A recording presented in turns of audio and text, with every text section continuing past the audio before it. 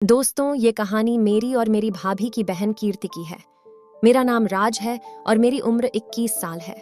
मेरी नज़र जिसके ऊपर थी वह कोई और नहीं बल्कि मेरी भाभी की बहन कीर्ति थी। उसका चेहरा बहुत खूबसूरत और प्यारी आंखें, तीखे नैन नक्श और गोरे गोरे हाथों में मेहंदी थी। भाभी ने राज को पुकारा तो राज को लगा कि भाभी ने उसकी चोरी पकड़ ली है। भाभी बोली, क्या बात है, आज तुम उदास क्यों हो? कहीं किसी ने हमारे देवर जी का दिल तो नहीं चुरा लिया? तो राज बोला, नहीं भाभी, ऐसी कोई बात नहीं है। मैं अपनी घबराहट को छुपाने के लिए पसीना पोंछने लगा। राज अपनी भाभी के जन्मदिन पर उनके साथ उनके मायके गया था, लेकिन उसे क्या पता था कि यहाँ आते ही उसे प्रेम रोग लग जाएगा। कीर्ति बहुत सुंदर थी, इसलिए राज के मन को भा गई और वह उस पर दिलो जान से फिदा हो गया था। राज अपने प्यार का इजहार करने के बारे में सोच रहा था कि पता नहीं भाभी कीर्ति को अपनी देवरानी बनाने के लिए तैयार होंगी या नहीं। भाभी अगर मान भी जाए तो क्या भैया भी मान जाएंगे? देर रात तक वह सोचता रहा। अगले दिन राज चुपके से कीर्ति के कमरे में पहुंचा। वहां कीर्ति खिड़की खोलकर बाहर का नजारा देख रही थी। राज ने उसकी आंख बंद करके उसको छू लिया और बोला, कैसा लगा कीर्ति? तब कीर्ति बोली कि राज जी, ऐसी हरकतों से मुझे सख्त नफरत है। फिर कीर्ति बोली, मैं दीदी और जीजा जी से आपकी शिकायत करूंगी। तब राज परेशान होते हुए बोला, कीर्ति मुझे माफ कर दो, मैं कभी ऐसी हरकत दोबारा नहीं करूंगा। कीर्ति बोली, मैं अभी दीदी को बुला कर लाती हूँ। इतना कहकर कीर्ति फीकी मुस्कान के साथ वहां से चली गई। राज का मोहभंग हुआ और उसे लगा कि कीर्ति को उससे प्यार नहीं है। वह अब तक उससे एक तरफा प्यार कर रहा था। अब वह सोचने लगा कि कुछ देर बाद भाभी यहां पर पहुंच जाएंगी, फिर मेरी सारी पोल खुल जाएगी। खैर, बाद में जो होगा देख लेंगे।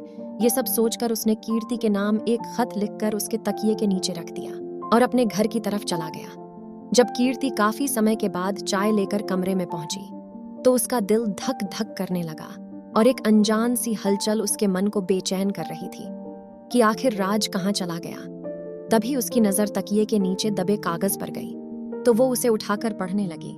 प्रिय कीर्ति, खुश रहो, मुझे अपने किए पर बहुत पछतावा है, पर तुम भी पता नहीं किस पत्थर की बनी हो, जो मेरे माफी मांगने के बावजूद भैया और भाभी से कहने के लिए चली गई। पता नहीं क्यों मैं तुम्हारे साथ ये गलत हरकत कर बैठा। मैं अब अपने गांव जा रहा हूं। जब भैया वापस आएंगे तो मेरी खैर नहीं होगी। पता नहीं वह मेरे बारे में क्या सोचेंगे। कीर्ति, मैंने अपनी जिंदगी में सिर्फ तुम ही को चाहा है, लेकिन मुझे मालूम नहीं था कि मेरा प्यार एक तरफा है। काश ये बात पहले दिन मेरी समझ में आ जाती। कीर्ति, हो सके तो मुझे माफ कर देना। अपनी जिंदगी में पहली बार किसी को चाहा था। तुम्हारा राज। अब कीर्ति की आंखों से पछतावे के आंसू बहने लगे। चाय का कप जैसे ही उठाया वैसे ही वह गिरकर टुकड़े टुकड़े हो गया। उसे ऐसा लगा कि किसी ने उसके दिल के 1000 टुकड़े कर दिए। कीर्ति ने कभी सोचा भी नहीं था कि वह अपने भैया और भाभी की इतनी इज्जत करता है। तभी कीर्ति की दीदी कमरे में आई और पूछने लगी कि क्या बात है कीर्ति, यह कप कैसे टूट गया और राज कहाँ है? आते ही कीर्ति की दीदी ने सवालों की झड़ी लगा दी। अचानक उसकी निगाह कीर्ति के हाथ में बंद कागज पर चली गई, जिसे कीर्ति छिपाने की कोशिश कर रही थी। लेकिन कीर्ति की दीदी उससे खत लेकर पढ़ने लगी और पढ़ने के बाद बोली, तो यह बात है? नहीं दीदी, वो तो राज। कीर्ति अपनी बात पूरी नहीं कर सकी और बीच में ही उसकी दीदी बोली, अरे तेरी आवाज में दर्द क्यों है? प्यार करना कोई बुरी बात नहीं है। एक बात बताओ कीर्ति, क्या तुम भी उससे प्यार करती हो? तो कीर्ति ने नजरें झुका लीं, जो इस बात की गवाह थी कि उसे भी राज से प्यार है। तब भाभी ने उसे भरोसा दिलाया कि वह सब कुछ सेट कर देंगी और कुछ महीनों के बाद वह तुम दोनों की शादी के बारे में बात भी करेंगी। जिसे सुनकर कीर्ति शर्मा गई और अपनी दीदी के गले लग गई। फिर जब भाभी घर गई तो राज उनसे नजर नहीं मिला पा रहा था और उसे डर भी लग रहा था। तो भाभी ने उससे कहा कि देवर जी, अगर आपको मेरी बहन पसंद है तो डर क्यों रहे थे? मुझे सब पता चल गया है। जिसके बाद राज ने बोला कि तभी भाभी ने कहा कि मैंने तुम्हारा लेटर आज लिया है और कीर्ति भी तुम्हें पसंद करती है। जिसके बाद मुझे भाभी की उस बात पर यकीन नहीं हुआ।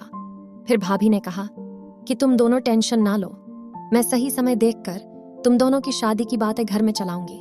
जिसके बाद राज बहुत खुश हुआ और अपनी भाभी को धन्यवाद बोलकर बाहर चला गया। तो दोस्तों, आपको ये छोटी सी कहानी कैसी लगी? अपनी राय कमेंट बॉक्स में जरूर बताना। इसका अगला पार्ट जल्द ही अपलोड करूंगा, लेकिन इसके लिए आपको नीचे कमेंट करना होगा। लाइक करो, आपको ऐसी ही कहानियों को देखने के लिए चैनल को भी सब्सक्राइब कर लें। धन्यवाद।